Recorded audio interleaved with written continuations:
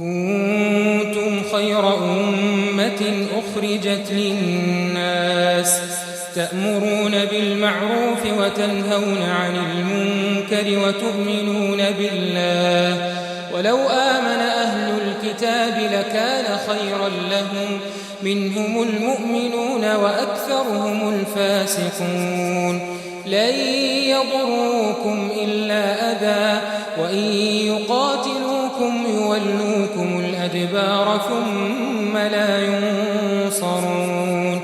ضربت عليهم الذلة أينما ثقفوا إلا بحبل من الله وحبل من الناس وباءوا بغضب من الله وضربت عليهم المسكنة ذلك بأنهم كانوا يكفرون بآيات الله ويقتلون الأنبياء بغير حق ذلك بما عصوا وكانوا يعتدون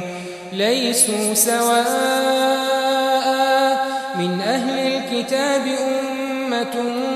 قائمة يتلون آيات الله آناء الليل وهم يسجدون يؤمنون بالله واليوم الآخر ويأمرون بالمعروف وينهون عن المنكر ويسارعون في الخيرات وأولئك من الصالحين وما يفعلوا من خير فلن يكفروه والله عليم بالمتقين إن الذين كفروا لن تغني عنهم أموالهم ولا أولادهم من الله شيئا وأولئك أصحاب النار هم فيها خالدون مثل ما ينفقون في هذه الحياة الدنيا كمثل ريح فيها صر أصابت حرث قوم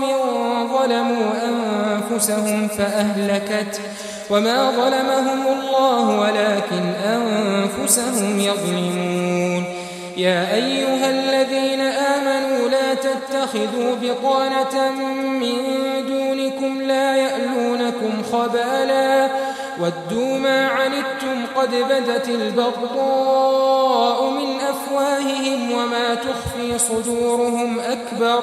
قد بينا لكم الآيات إن كنتم تعقلون ها أنتم أولئك تحبونهم ولا يحبونكم وتؤمنون بالكتاب كله وإذا لقوكم قالوا آمنا وإذا خلوا عضوا عليكم الأنامل من الغيظ قل موتوا بغيظكم إن الله عليم بذات الصدور إن تمسسكم حسنة تسؤهم وإن تصبكم سيئة يفرحوا بها وإن تصبروا وتتقوا لا يضركم كيدهم شيئا إن الله بما يعملون محيط